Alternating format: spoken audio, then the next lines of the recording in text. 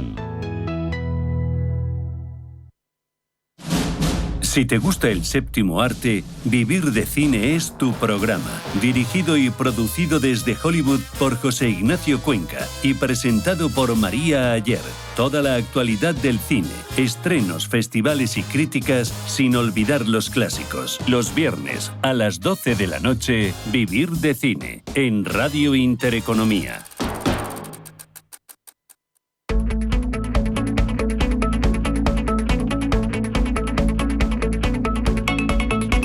Intereconomía. Esto es Capital Intereconomía.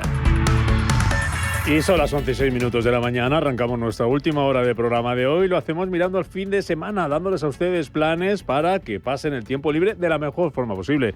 Agenda cultural que nos acerca nuestro compañero Hugo Alonso. Agenda cultural patrocinada por la Plaza de Toros de las Ventas.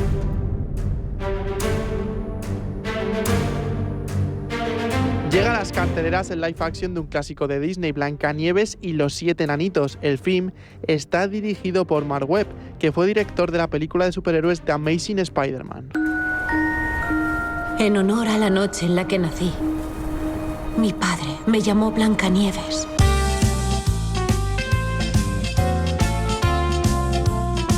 Nos trasladamos a Bilbao a finales de los años 80. Un equipo infantil de gimnasia rítmica va a competir en un campeonato internacional. Pero como las madres no pueden acompañar a las niñas, la responsabilidad recae en los padres, que muestran poco interés en el viaje, y en sus hijas. Los Aitas, una comedia dirigida por Borja Coveaga, también director de la serie Su Majestad. Otra producción española que llega a los cines es Un año y un día, una película romance protagonizada por Nicole Wallace y Luis Fernández. Hugo acaba de romper con su pareja, pero su deseo de volver con ella la llevará a trazar un plan. Su vecina Nerea será quien le ayuda a conseguirlo. Cambiando el tercio al mundo de la música, este viernes a las 9:30 de la noche el famoso cantante puertorriqueño Jay Cortez actuará en Albacete, en la caseta de Los Jardinillos, con motivo de su último tour. Al día siguiente lo hará en Pamplona, en el Navarra Arena. Para los amantes del jazz, en Madrid podremos disfrutar de un concierto de piano que tendrá lugar en el Café de la Ópera. También en Madrid, en el Teatro de la Zarzuela, llega el espectáculo de Livianas Provincianas, 2 cupletistas que ofrecerán su primer espectáculo llamado Es mi hombre.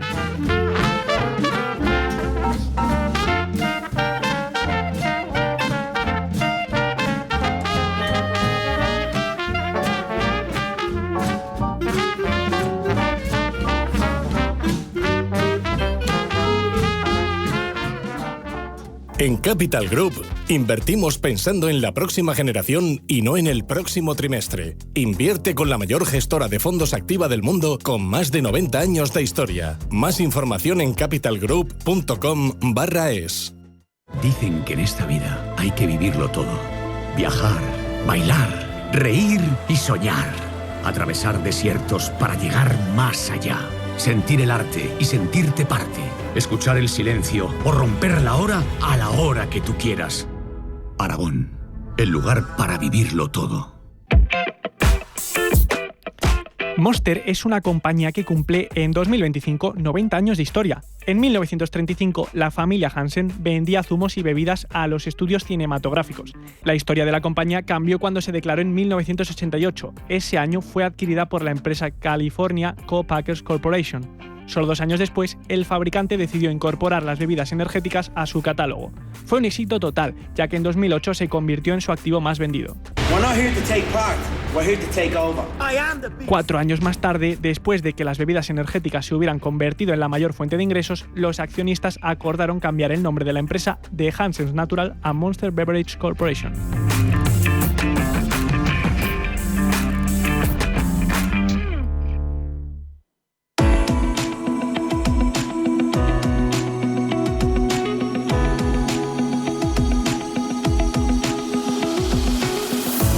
Los desayunos de Capital Intereconomía.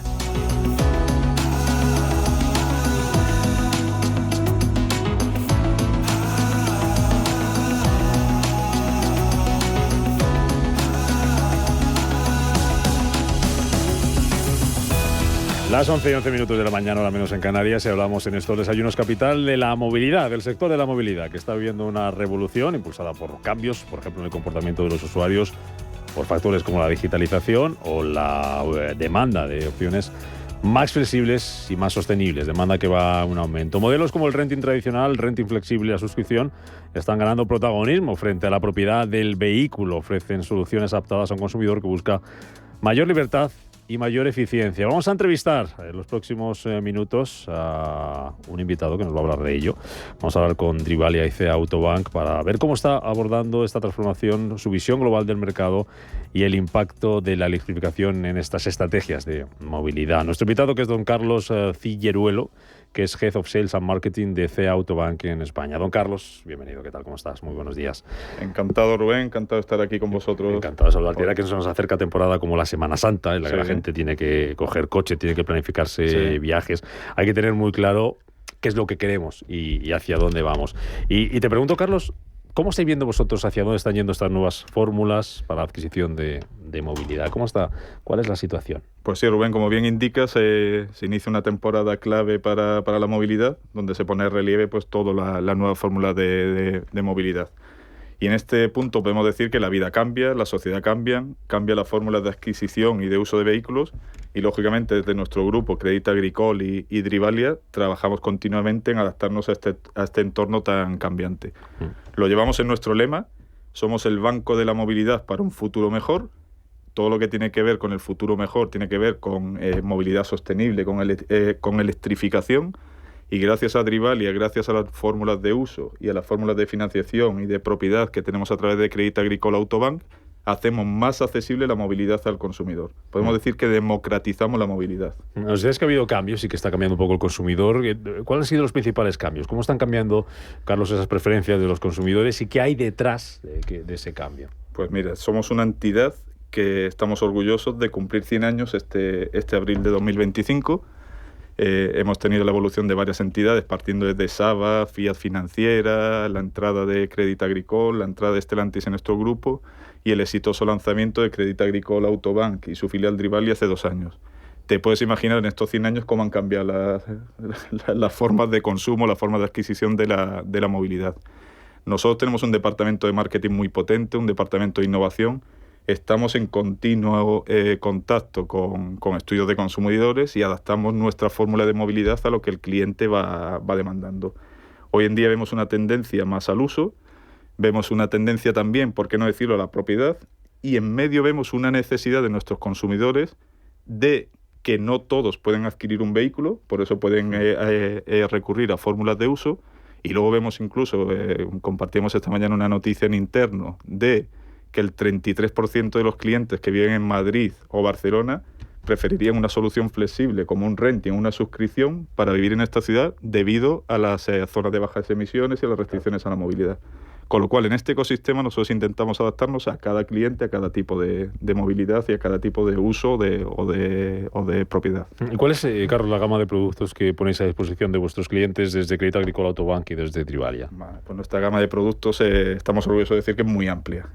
Somos un banco que nos dedicamos 100% a la financiación de automoción, lo llevamos en el nombre, somos Crédit Agricole Autobank.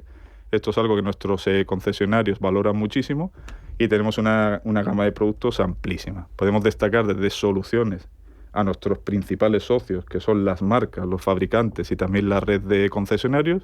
En este sentido tenemos líneas de crédito stock para adquisición de vehículos al fabricante, tanto para vehículo nuevo, para vehículo usado, para vehículo de demostración, financiamos flotas, financiamos operaciones de rentacar, financiamos tesorería.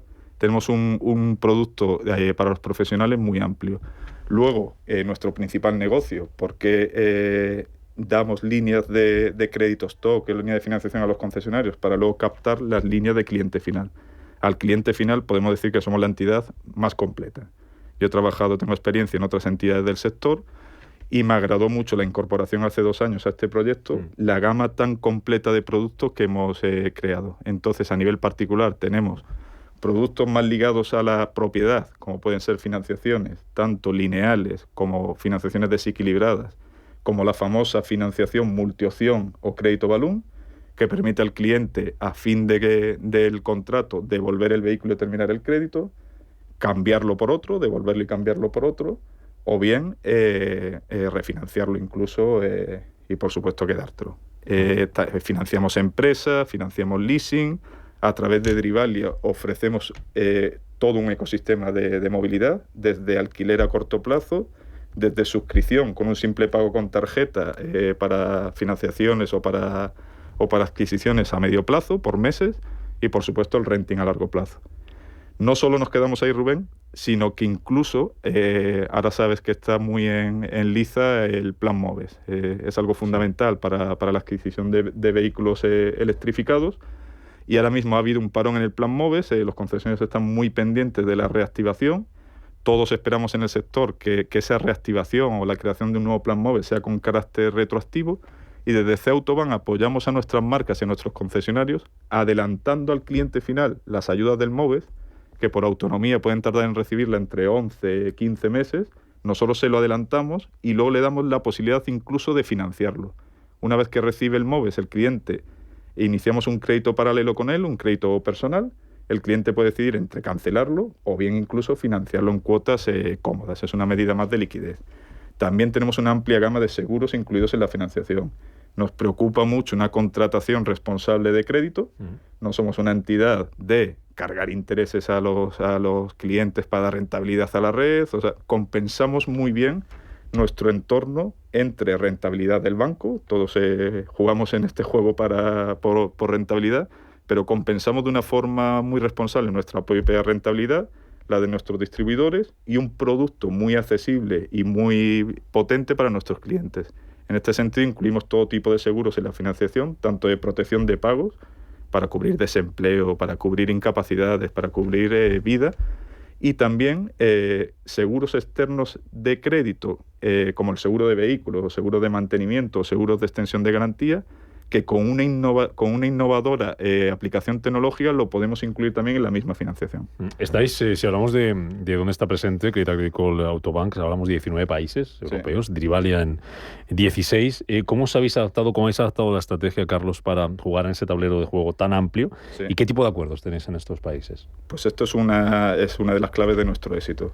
Estamos presentes en 19 mercados en Europa. También estamos presentes por nuestra matriz de CIA, Crédit Agricole Personal Finance and Mobility. Mobility lo llevamos también en el nombre. Estamos presentes en China, que es donde ahora hay bastantes oportunidades. Y como decíamos, en Europa muy presentes, todos los países con una misma estructura. En todos hay una dirección general, una dirección comercial, un equipo muy similar que nos permite adaptarnos, compartir sinergias, trabajar de una forma muy coordinada. Trabajamos de una forma muy coordinada con nuestra central, que está en Turín. Es una dirección comercial y general que coordina los países, muy potente y muy orientada al cliente. Y en estos 2 años, como decíamos antes, 100 años en las diferentes etapas del grupo, 2 años de Crédit Agricole Autobank, estamos teniendo un éxito del cual estamos muy satisfechos. Tenemos más de 60 partners en toda Europa. Somos el principal financiador de Tesla en Europa y también en España. Estamos en varios mercados de una marca china muy exitosa como es BYD. Estamos en varios países de Europa y también estamos en España. Ferrari, somos la financiera principal, la financiera captiva en toda Europa, también en España. Estamos muy orgullosos de haber lanzado un acuerdo con Ebro. Ebro es una marca icónica en nuestro país que justo en noviembre sale de nuevo al mercado con su lema El renacer de la leyenda. Nos ha elegido por nuestra capacidad global como financiera de marca y es una marca que va a tener un éxito muy, muy amplio, que va con la mejor red de concesionarios y que ha contado con nosotros. También somos financiera de Harley Davidson, también somos financiera de uno de los grupos líderes de caravana como es el grupo Hymer. Esto en cuanto a acuerdos captivos o directamente con fabricantes, pero también somos una referencia en los principales grupos de concesionarios de España, que para nosotros es algo fundamental. Son nuestros socios en este camino, el concesionario. Y en un mercado, Carlos, en un sector en el que cada vez hay más competencia, como nos estabas contando, poniéndonos algunos ejemplos ahora, en el que cada vez hay más opciones de movilidad flexible, ¿cómo os posicionáis? ¿Qué hace diferente a Crédit Agricole Autobank y a Drivalia frente a otros jugadores? Siéndote honesto, Rubén, podemos decir que este mercado se caracteriza por tener operadores muy potentes. En un mismo mercado operamos 7, 8 entidades de primer nivel, entidades de financiación al consumo de los principales grupos bancarios. Tenemos una entidad de BNP, de Santander, de BBV, de Caixa, de Sabadell, etcétera. Es muy difícil competir, es un mercado muy maduro, es un mercado en el que los concesionarios tienen muchos años trabajando en este sentido. Muchas veces saben más de financiación que en nuestros propios equipos el concesionario, porque está su necesidad en juego. Nosotros, como Crédit Agricole Autobank, lo que nos puede diferenciar es que tenemos un producto global. Tenemos todos los productos que el concesionario necesita, todos los productos, como he dicho antes, que el cliente necesita. Tenemos a Drivalia como matriz de Crédit Agricole Autobank y tenemos todos los productos de movilidad que el cliente necesita y las sinergias que entre las dos empresas se producen. Con lo cual, cuando nos sentamos con una marca o cuando nos sentamos con un concesionario, con una sola entidad, con una sola persona, puede resolver todas sus necesidades. Nosotros, además, es algo de lo que yo estoy muy orgulloso y está mal que yo lo diga, pero si nos podemos diferenciar algo también es por nuestro equipo comercial. Yo estoy orgulloso de decir que tenemos el mejor equipo comercial del sector y es algo que tiene sus frutos y que nos da su éxito. Por último, Carlos, cuando os imagináis el futuro, cuando miréis hacia adelante, cuando establecéis vuestra hoja de ruta para los próximos años, ¿cómo os imagináis el futuro de la movilidad para los próximos 5 o 10 años? ¿Qué papel van a jugar en ese futuro algunas de las opciones que nos has contado, como la financiación, como el renting flexible, como la suscripción y la electrificación? ¿Cómo os imagináis que va a ser ese futuro? Pues por serte sincero, Rubén, si me hubieras hecho esta pregunta hace 5 años, seguramente no hubiera acertado, ya, porque todo lo que está pasando en estos últimos años es bastante convulso y es una revolución que estamos teniendo en el ecosistema de la movilidad total. Nosotros, como te dije, con humildad y con mucho trabajo, tratamos de adaptarnos a todo este entorno. Yo no me hubiera imaginado que en 2023 o 2024 una marca como Tesla de forma online en un país como España, un poco tradicional en la compra, podría haber vendido 3.000 vehículos de forma online o que Ebro en el lanzamiento de una marca en el primer mes tuviera el lanzamiento más exitoso que ha tenido una marca en toda la historia en España, con el mayor incremento de matriculaciones en un lanzamiento. Todo lo que viene de China es imparable y lo estamos viendo. Todo lo que tiene que ver con la electrificación ya es una realidad y todo esto va a condicionar el mercado en los próximos 5 años.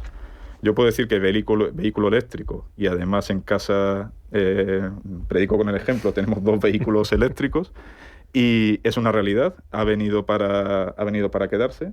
Desgraciadamente todavía vamos por detrás en lo que a red de infraestructura se refiere, en red de recarga. Tenemos que simplificar, el gobierno tiene que apoyar más todo lo que tiene que ver con infraestructura. Tenemos que seguir teniendo apoyos, ya sea de forma directa o de forma indirecta a la compra, porque es un vehículo que actualmente es un vehículo tecnológicamente superior, tiene un coste de producción más alto que los vehículos tradicionales.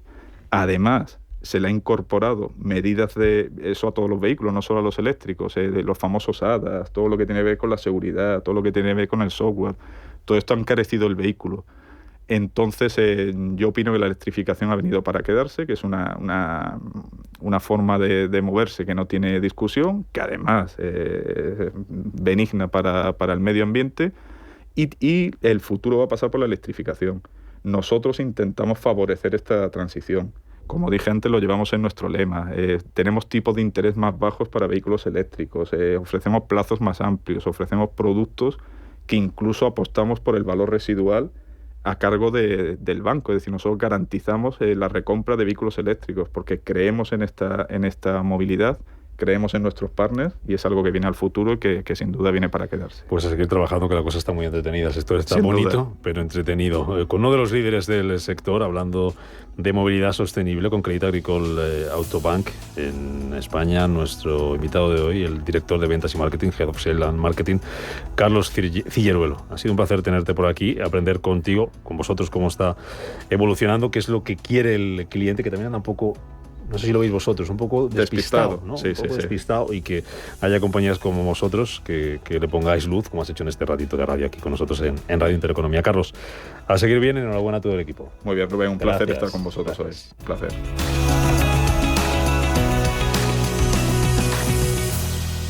Si eres una agencia inmobiliaria y quieres incrementar el número de operaciones de alquiler, entra en plandeprotecciondealquiler.com. la única plataforma especialista en la gestión de garantía de alquiler a través de profesionales inmobiliarios. Si eres un propietario inversor y quieres garantizar la rentabilidad de tu alquiler, plan de protección de alquiler.com. Con el respaldo asegurador de compañías de primer nivel inscritas y supervisadas por la DGS.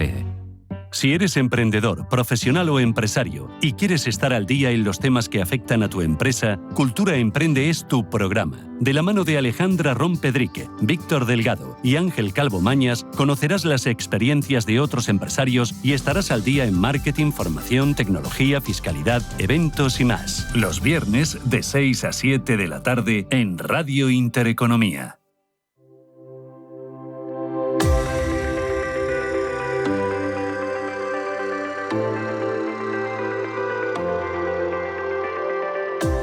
Agency, la agencia de influencers financieros, patrocina este espacio.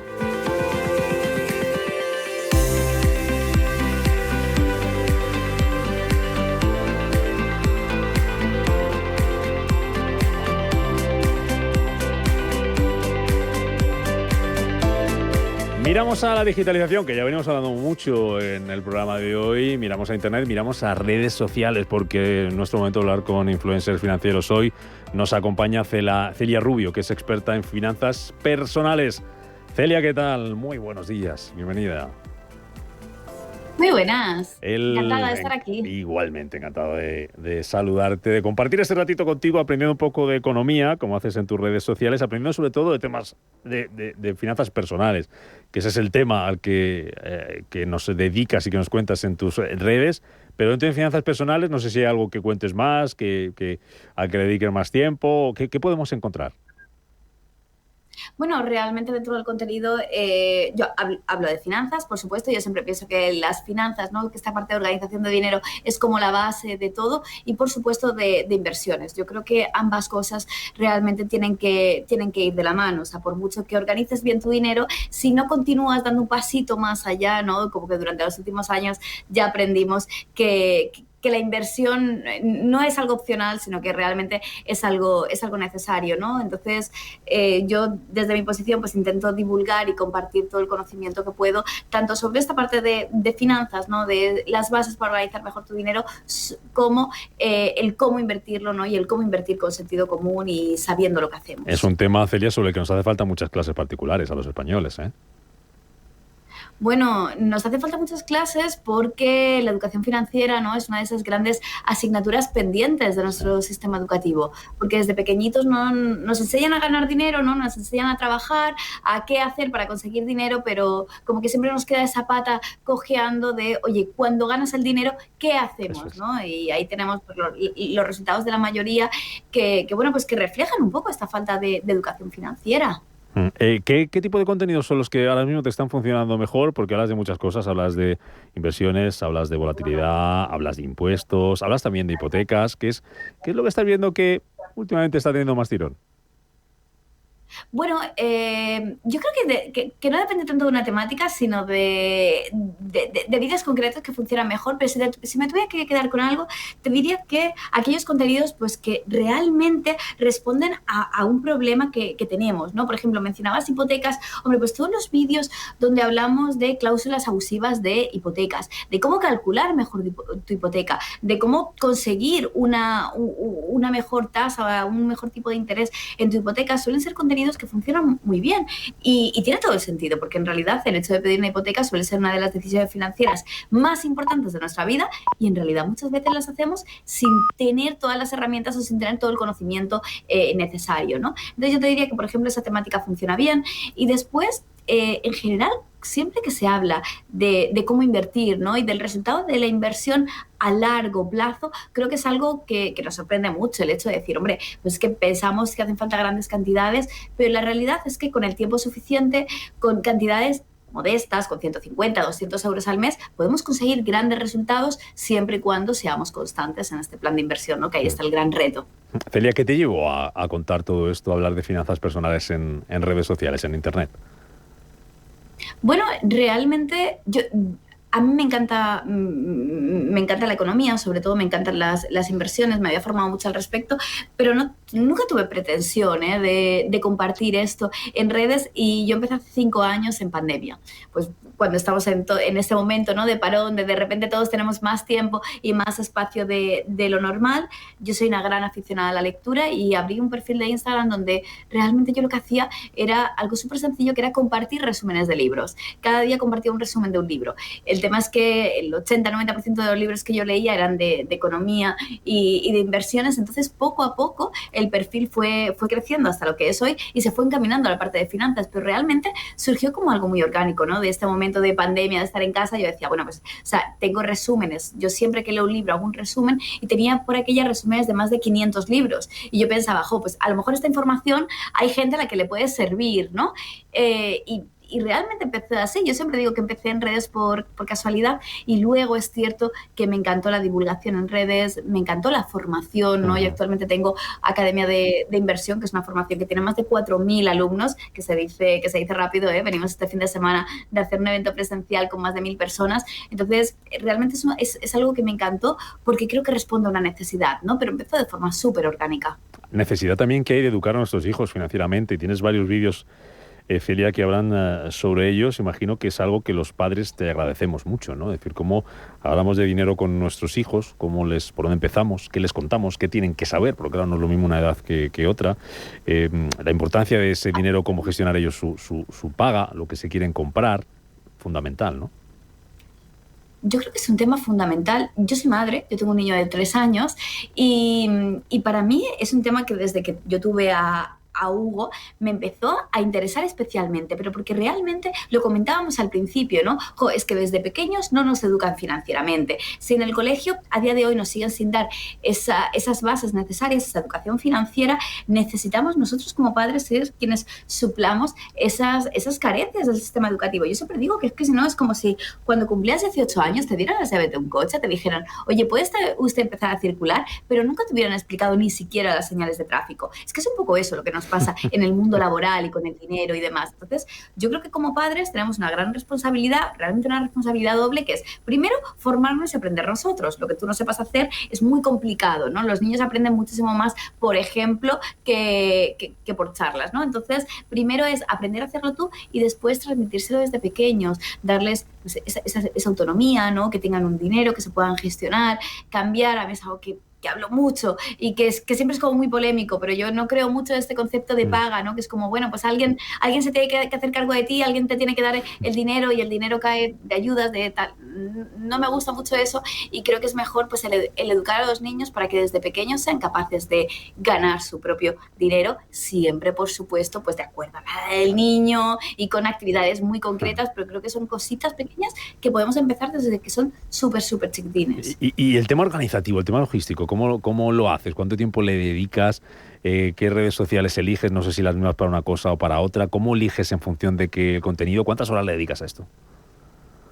Bueno, realmente la parte de redes sociales no tanto. O sea, mi foco principal está en la formación, está en Academia de Inversión, en todo lo que hacemos de puertas para adentro, ¿no? Digamos, toda la parte que no se ve en redes sociales, y ahí es donde está el foco principal. Nosotros somos más de 100 personas en el equipo. O sea, imagínate, realmente es un equipo enorme de profesores, de oficinas, donde hacemos toda la parte de formaciones, y ese es el foco principal. La parte de redes, por supuesto, yo creo que es importante, ¿no? Porque es un altavoz y es una forma de divulgar y de llegar a un público mucho más amplio. En cuanto a horas, te diría que más o menos 1-2 horas al día aproximadamente. Es verdad que esto va variando, pero no son muchísimas horas de redes sociales, y dentro de estas horas a lo que más tiempo le dedico, que mínimo es 1 hora diaria, es a contestar. Es decir, yo intento estar muy cercana. Obviamente es imposible, ¿eh? O sea, yo puedo recibir en un día más de 500 mensajes. O sea, me encantaría llegar a todo, pero me faltarían horas en el día. Pero dentro de lo que puedo, sí que intento contestar todas las dudas, todas las cosas que me llegan por redes, todos los problemas pues, que alguien no me pide que le eche una mano. Todo lo que esté en mi mano lo intento resolver, más o menos 1 hora al día. Y después el crear el contenido y demás, que como siempre es contenido más ágil. Es verdad que esa parte, en mi caso particular, es más sencilla. Ya te digo, el foco está mucho en la parte formativa, que es donde le puedo dedicar 8 o 9 horas al día. Bueno, pues que no es poco, ¿eh? Pues Celia Rubio, experta en finanzas personales, nuestra influencer financiera de hoy, aprendiendo contigo sobre lo que cuentas, sobre lo que nos cuentas y con lo que aprendemos, esas finanzas personales muy importantes, porque todos nos enfrentamos a ellas en algún momento y hemos llegado casi sin preparación, como nos decías. Celia, enhorabuena, gracias. Mil gracias, chao.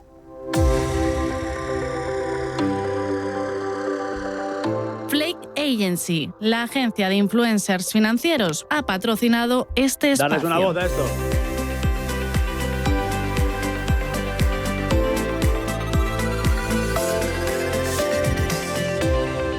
En Flake Agency conectamos a los bancos, startups, brokers, aseguradoras y todo tipo de fintechs con los influencers financieros más relevantes. Impulsa tu marca en redes sociales y alcanza tus objetivos de alcance y conversión con campañas de impacto. Llámanos o escríbenos un WhatsApp al 690 36 72 63 y descubre cómo hacemos crecer a los líderes del sector. Flake Agency. Hacemos que tu fintech llegue a su target.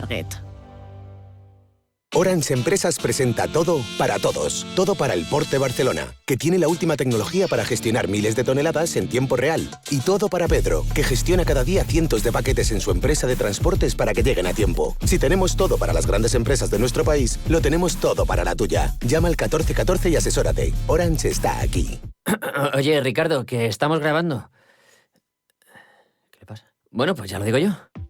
Que si vienes al Santander puedes disfrutar del iPhone 16 desde 0 euros al mes cumpliendo condiciones. Santander, es el momento. Dejaron mudo, ¿eh? Promoción válida hasta el 31 de marzo de 2025. Consulta condiciones en bancosantander.es. Este año, la gran cita con Wagner en Madrid está en el Teatro Real. El 29 de marzo, 2 voces únicas del universo wagneriano ofrecen un único concierto. Michael Foley y Gabriela Scherer debutan en el Teatro Real con escenas memorables de El holandés errante y Tannhäuser, junto a emocionantes momentos de Arabella, de Richard Strauss. Entradas desde 15 euros en teatroreal.es.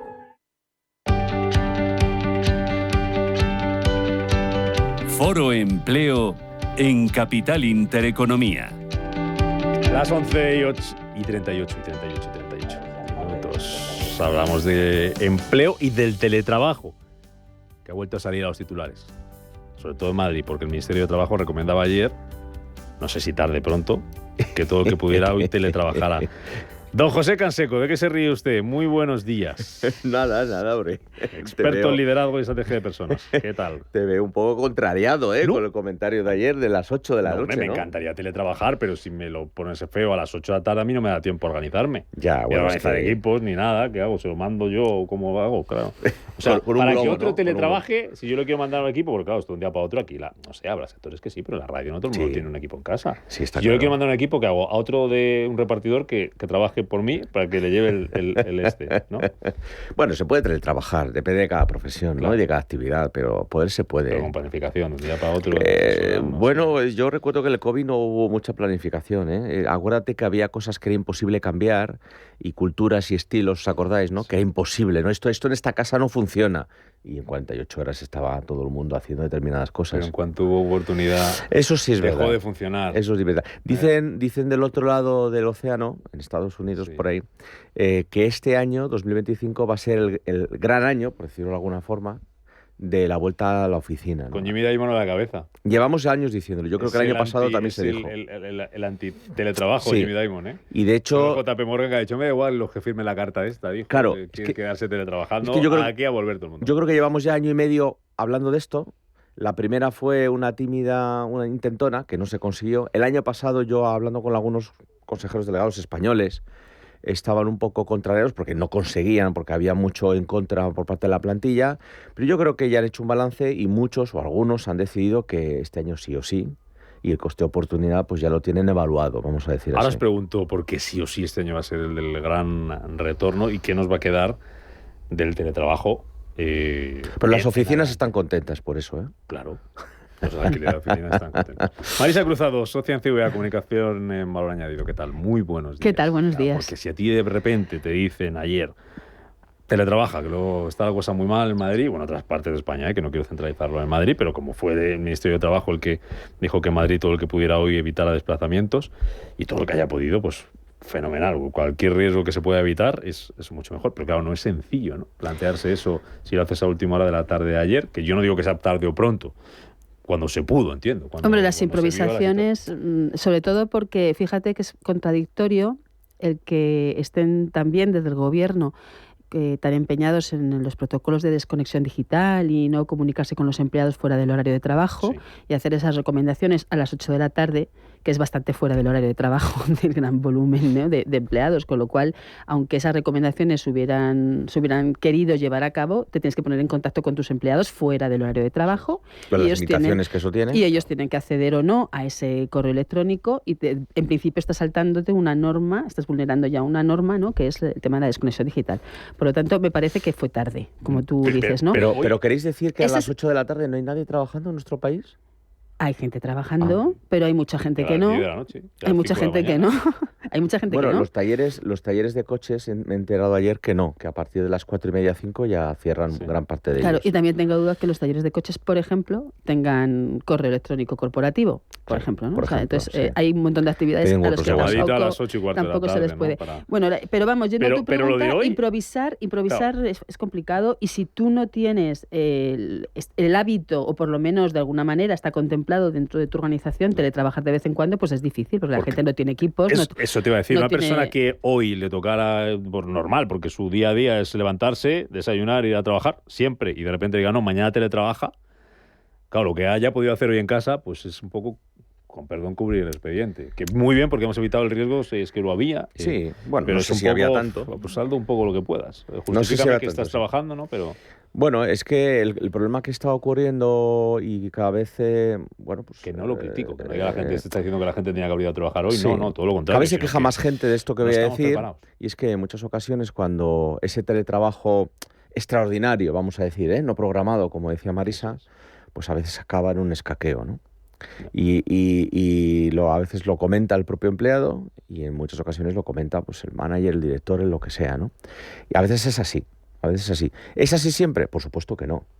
¿Perdemos productividad con el teletrabajo? Lo hemos hablado aquí amplísimamente. Depende de tu disciplina y de cómo trabajes. Puede reforzar tu productividad o todo lo contrario. Es que hay muchos condicionales, Rubén. Ya que estamos hablando del teletrabajo, y luego os pregunto por las bajas. Sé que han vuelto a marcar las bajas laborales un nuevo récord. Eso es. Y esto preocupa y cuesta mucho a las empresas. Sí. La CB está muy, muy preocupada y es algo en el que no ponemos el foco. Hay que ver qué motivos hay. Luego lo pongo. Pero ya que estamos con el teletrabajo, ¿por qué este año, como decía Canseco, y sobre todo en Estados Unidos, que yo creo que estaba todavía un poco más extendido que aquí? Aquí habíamos vuelto antes. En Estados Unidos estaban todavía un poco más...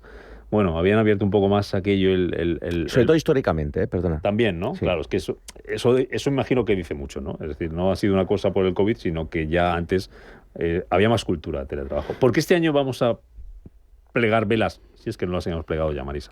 Bueno, porque, a ver, en lo que estás comentando, fíjate que nosotros llevábamos, en el 20 llevamos 19 años organizando estos premios donde medíamos precisamente la flexibilidad y contemplábamos también el impacto del teletrabajo, y en 19 años es que prácticamente no se había movido nada el porcentaje de teletrabajo, digamos, de una manera oficial, periódica, estructurada, etcétera, ¿no? Evidentemente, pues las redes comerciales trabajaban, ¿no? Las redes comerciales de las empresas en general pues teletrabajaban lógicamente, con lo cual sabíamos que la tecnología podía dar ese servicio, ¿no? Podíamos recurrir a eso, pero no se había implantado. Tuvo que venir la pandemia para esto. ¿Qué es lo que ocurre? Que en una sociedad donde prime el teletrabajo, hay muchas cosas de organización social y empresarial que tienen que cambiar.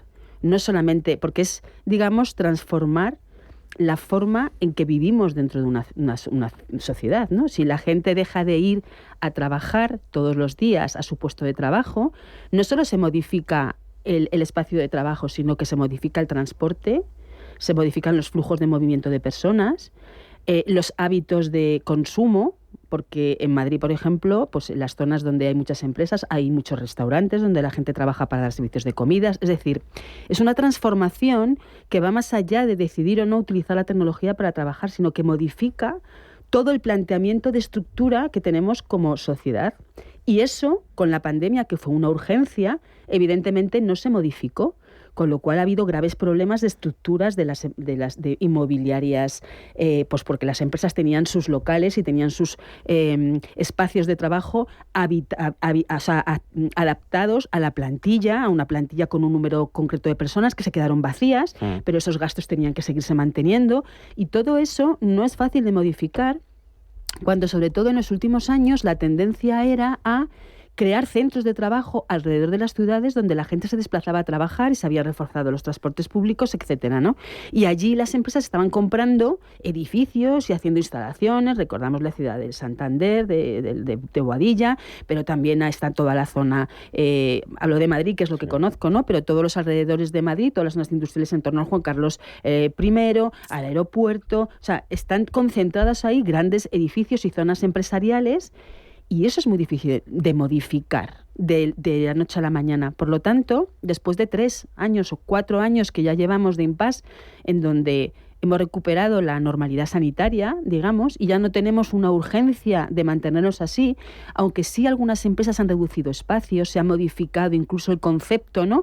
Habilitando los espacios de trabajo para que cuando la gente vaya, trabaje más colaborativamente, aprovechando que se reúnen en la oficina, etcétera. Digamos que eso se ha ido adaptando, pero yo creo que hay razones de fuerza que van más allá de lo que es utilizar la tecnología, que están haciendo que se esté volviendo otra vez a los centros de trabajo. Sí. Y luego está toda la parte de negocio, ¿no? Digamos, de la supervisión, de la organización del trabajo, de cómo se gestionan los equipos, etcétera, ¿no? Esa es la otra parte. Pero digamos que hay unas causas que van más allá de lo que afecta directamente a las empresas, ¿no? Yo creo que nos afecta a todos de otra manera muy profunda, ¿no? Sí, bueno, como sabéis, yo lidero una consultora de estrategia de personas que se llama The Human Touch, y ya antes de la pandemia, que se hablaba un poquito de trabajo en remoto, nada que ver con lo de ahora, pero evidentemente, pero se hablaba un poquito de trabajo en remoto, teletrabajo, bueno, no había una etiqueta, no había una keyword concreta, ¿no? Cuando vino el teletrabajo, que todos hablamos mucho y dimos muchas charlas y reencuentros y encuentros y tal sobre esto,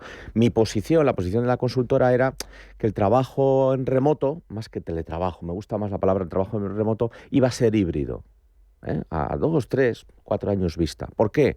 Porque sí que hay un porcentaje de actividades, de profesiones, de puestos de trabajo, que tiene sentido que el trabajo sea remoto 100%, ¿vale? Con los contras que eso tiene, que tú apuntabas a ellos ahora, pero hay un porcentaje importante que es físico y por lo tanto hay que estar in the place, estar en la posición, en el servicio, y luego hay una parte, un 40 o 50%, decíamos nosotros, que se podía hacer un teletrabajo, pero en determinados momentos, y donde no convenía hacer un teletrabajo más puro, o un trabajo en remoto más puro, sino que el modelo 2-3 o 3-2 a nosotros nos gustaba. ¿Por qué? Y ahora incido en lo que tú decías, Marisa, porque tiene muchas ventajas si hay madurez profesional, si hay disciplina, si hay rigor y si el liderazgo funciona o la forma de hacer que tiene esa compañía funciona de alguna forma. Pero hay contras. Y es que toda la gente que entra nueva a la compañía, ese entry level, que tiene poca experiencia o que no tiene experiencia, o que no sabe, o sí tiene experiencia, pero no sabe cómo funcionan las cosas en esta organización, pues coger ese ritmo o esa forma de hacer es complicado. Lidiar con conflictos, con problemáticas de equipo, de liderazgo, de cultura, hacer que la cultura de la compañía impacte, permee, sea algo, ese pegamento denso, que es lo que es en muchas compañías, cuando trabajamos en remoto 100% es complicado. Por lo tanto, necesitas por lo menos 2 días a la semana, que no tienen que ser fijos, pueden iterar a lo largo de la semana, pero 2 días a la semana para estar físicamente y poder tocar a tu compañero en un espacio cerrado donde compartes cosas. Esos 2-3 es lo ideal. Hay una corriente muy interesante, hay gente joven, de esta que tú dices, que se incorpora en su primer puesto de trabajo, a lo mejor en un segundo, ¿no? En un segundo puesto de trabajo, y que quiere trabajar el 100% y que encuentra además puestos en los que puede trabajar 100%, y lo que ocurre es que por un lado es estupendo porque eso es lo que ellos buscan, es decir, son estos famosos nómadas digitales que incluso están trabajando desde fuera de España. Bueno, pero ya hay datos contradictorios sobre eso. Pero fíjate que eso lo que incide luego en temas de impuestos, en donde tributas, hay una serie de cosas que giran en torno a esto y que de momento se está haciendo fuera del marco legal, porque no hay establecidos sistemas claros y yo conozco gente joven que está metido en esto y está trabajando así, trabajando desde fuera de España para empresas españolas y, bueno, pues de aquella manera tributando aquí, no tributando allí, en fin, este tipo de cuestiones. Sí. Y eso lo que va es un poco a profundizar en que estas personas no tienen nunca el arraigo con la compañía. Es decir, son nómadas, no solamente nómadas locales de espacio, sino nómadas de empresa. Es decir, que son personas que llegan a una compañía queriendo trabajar 100% del tiempo, pero en cuanto tienen una oferta mejor o deciden cambiarse de sitio, buscan otra oferta y otra opción, ¿no? Nunca se enganchan a la cultura de la corporación. Y eso es algo en lo que tendremos que trabajar, porque hay un grupo, hay una corriente, ¿no?, de personas, gente joven sobre todo, que está en esa línea y que son capital intelectual muy interesante, además, que tienen unos conocimientos muy interesantes. Yo opino exactamente lo mismo que tú, y además yo veo dos problemáticas. Una, que se está empezando a calar en determinados gobiernos, Reino Unido, Irlanda, Holanda, que tienen todavía programas específicos para nómadas, sobre todo digitales, ¿no? Entonces, durante un año tienes una visa especial, una mejora en los impuestos, bla, bla, bla, ¿vale? Bueno, están viendo que el consumo se resiente mucho, que realmente es un tipo de colectivo que no consume tanto y que no genera riqueza y que no genera dinamismo en ese área, en esa zona y tal. Por tanto, a tenerlo en cuenta. Segundo elemento, no con tanto impacto en Europa, pero sí en Latinoamérica y en algunas partes de Europa también, algunos países, en algunas regiones, es que el trabajo nómada, por seguir esa terminología, está muy cerca del trabajo informal, que es un concepto acuñado en Latinoamérica. ¿Qué es el trabajo informal? Oye, yo trabajo contigo para un proyecto, pero no hay una relación laboral, ni siquiera lo ponemos por escrito. ¿Vale? Por lo tanto, eso queda al margen, no siempre, pero muchas veces, del fisco del país que sea, y la contraprestación pues es muy informal. Está creciendo dramáticamente, hago hincapié en la palabra, en Perú, en Colombia, en Venezuela, en Argentina algo menos. Este tipo de trabajos, sobre todo en la población, como decía la compañera, joven, determinados perfiles digitales o profesionales liberales, o del mundo de la comunicación, incluso la comunicación del marketing. Oye, cambio de tema que me queda. Es un problema de impuestos para el país. Para el país. 3 minutos me quedan, 4 minutos, venga, ahí rajamos uno. Bajas laborales, que pues, se ha publicado el dato, récord histórico el año pasado, ya quitando los años de la pandemia. Hablamos de más de 53 bajas por cada 1.000 habitantes. Detrás de esto, Marisa, ¿qué hay? Que la gente cada vez es más mayor, que la seguridad social, sanidad, está como está, y pedir cita, pues depende de donde sea, está. Entonces, a ver qué pasa con las bajas. No sé en qué quedó lo de Mónica García de las autobajas estas.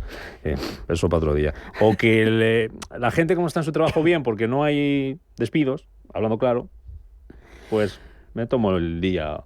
Pues es una tormenta perfecta, ¿no? Es una tormenta perfecta. Ahí lo dejo caer. Un poco de todo. Y luego que a veces desde la sanidad pública se conceden bajas y se prolongan bajas y están ahí y meses y meses. O sea, una fractura de muñeca, 4 meses de baja en un trabajo de oficina, por ejemplo.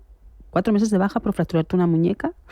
Eso pasa. O sea, y son ratios de, digamos, que tienen esa. Es decir, una fractura de muñeca son mínimo 3 meses. Si luego te retrasan la intervención y tal, es un mes más, con lo cual 4 meses de baja. Entonces, esto, al final, porque tampoco tienes tú la independencia para solicitar tu alta ¿no? voluntaria, ¿no? No puedes hacer, te tiene que dar el médico, con lo cual estás pillado. Así que entre cómo está el sistema sanitario, que tú has dicho, entre las pocas ganas que a veces se tienen de trabajar, entre las bajas que te permiten y los temas de salud mental, que son tan complejos, que han aumentado tanto y que eso sí que ya supone que alguien que se dé baja con una depresión o con un problema emocional o con cualquiera de estas cuestiones psicológicas, las bajas son larguísimas porque son problemas complejos, difíciles de atender, ¿no? Y difíciles de superar, pues yo creo que eso es lo que sobre todo está incidiendo ahora mismo en este incremento brutal de las bajas. Los temas de salud mental que empezaron en la pandemia y que están empezando ahora yo creo que a brotar de una manera más clara, ¿no? Hay muchas personas con muchos problemas y No tenemos capacidad para ayudarles, yo creo, además. Tu diagnóstico, doctor Canseco. Bueno, doctor, madre mía. No, yo coincido con... de bajas. yo coincido con la compañera. Quizás el tema que dices de las bajas de largo plazo, en el que inciden los tiempos y las listas de espera de la sanidad pública, es el menor de los males, porque al final la gran parte de las bajas, sobre todo de repetición, son aquellas que tienen un espacio de corto de tiempo y siempre si ves la nube de puntos, siempre se aglutina en torno a determinadas posiciones, determinados perfiles de personas y demás. Sí. Deberíamos sacar un dato, sería interesante un dato en el que se pusiera, en el que se pusiera en un lado los autónomos, ¿vale? Bajas en personas autónomas y bajas en empleados. Porque a lo mejor la solución es hacerse autónomo, que los autónomos están inmunizados. Una cultura de menos esfuerzo, cojo un catarro, me quedo en casa. ¿Me meto en un charco por ser viernes? Sí, venga, métete en charco, que va a estar lloviendo. Autónomo, empleado privado, empleado público. Bueno, y sacamos 3 columnas. Son 3 mundos. Por eso digo, pero estaría bien comparar, ¿no? Se lo decimos a la ministra. Sí, que compare el absentismo en estos 3 grandes grupos. Que nos escucha la ministra. No, porque tenemos que trabajar hoy. Pero nos escucha la ministra. No lo dudes. ¿No está teletrabajando la ministra? Yo creo que está en otro sitio. Por aquí. Bueno. Si no nos escucha es el que se lo cuenta. Seguro que sí. Oye, aquí está invitada cuando quiera la ministra. Sí, por supuesto. Sí, Ay, que venga, por favor. Pero los viernes va a la pelu, o sea que no... Bueno, los viernes no va a poder venir con la jornada de 4 días. Habrá que empezar a hacer esto. Hoy llueve, hoy no. La invitamos un jueves. Tiene razón. Sí, y luego nos vamos a comer por ahí. Yo me vengo, ¿eh? Y luego la ministra me vengo. Y luego nos vamos a comer por ahí. ¿Con ella? ¿Con ella? Pagamos todos. Venga, estupendo. José Canseco. Pagamos a escote. Marisa Cruzado, un placer. Gracias por venir a vernos. Un placer. Muchas gracias. Mucho. 3 minutitos, 12 de mediodía, noticias con Blanca del Tronco y después Rafa Jiménez con la media sesión. Buen viernes, buen fin de semana. Precaución, que se lo hemos contado toda esta mañana. Adiós.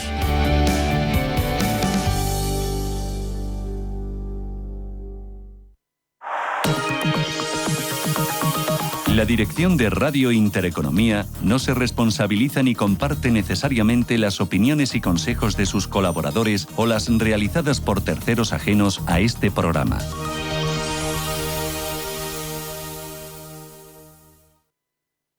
Hola, soy Javier García Viviani. Presento Cierre de Mercados en Radio Intereconomía. Cierre de Mercados es como el punto en la I. Un programa que deja las cosas en su sitio. Di que nos escuchas.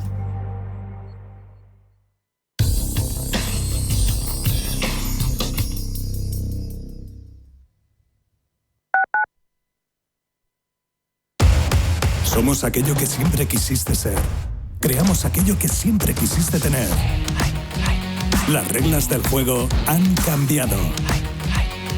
Somos traders. Operamos. Black Bear Broker. El broker de los traders. ¿Qué tipo de piel tienes? ¿Te la cuidas? ¿Te proteges del sol? ¿Se te cae el pelo o se te hinchan las piernas? ¿Qué perfume puedes regalar? Deja de buscar en internet respuestas confusas, porque ahora en Belleza Capital estarás enterado de todo esto y mucho más. Los sábados de 11 a 12 de la mañana en Radio Intereconomía con Katia Rocha. ¿Sabías que tu rostro merece cuidados especiales? En Somine te ofrecemos cosmética facial vegana y dermatológicamente probada, con ingredientes como ácido hialurónico, niacinamida, vitamina C y retinol para una piel radiante y rejuvenecida. Transforma tu rutina facial. Visítanos en sominecosmética.com y siente la diferencia. Somine, la belleza comienza con una piel cuidada. Hola, soy Rafa Jiménez. De 12 a 2 del mediodía, en Radio Intereconomía, nos quedamos a media sesión. Una forma tranquila de ver la actualidad sin perder de vista la economía. Di que nos escuchas.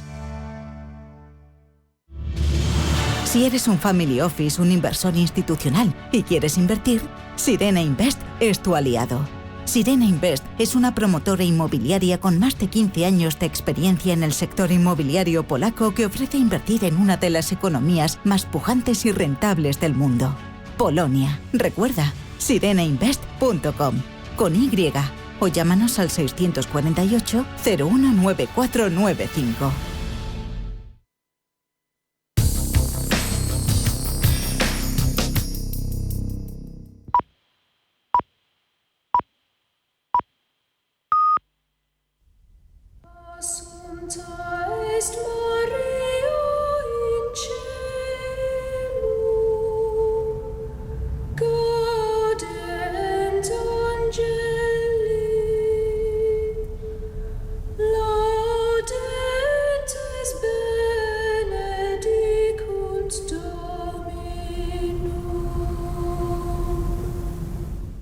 Son las 12 de la mañana, las 11 en Canarias.